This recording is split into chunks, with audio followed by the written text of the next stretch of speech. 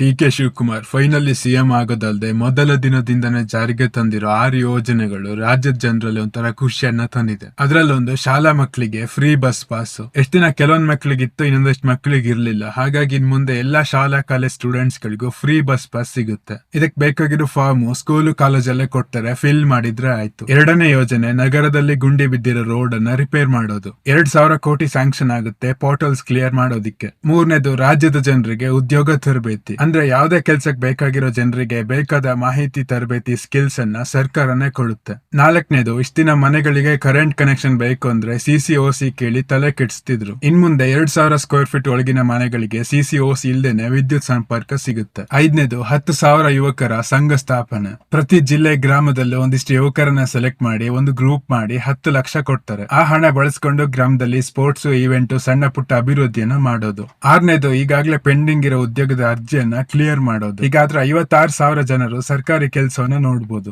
ಇದಿಷ್ಟು ಹೊಸ ಯೋಜನೆ. ಈ ಹಿಂದೆ ಇದ್ದ ಗ್ಯಾರಂಟಿ ಯೋಜನೆ ಇರುತ್ತಾ, ಇಲ್ಲ ಅದಕ್ಕೆ ಡಿ.ಕೆ. ಶಿ ಬ್ರೇಕ್ ಹಾಕ್ತಾರ ಗೊತ್ತಿಲ್ಲ.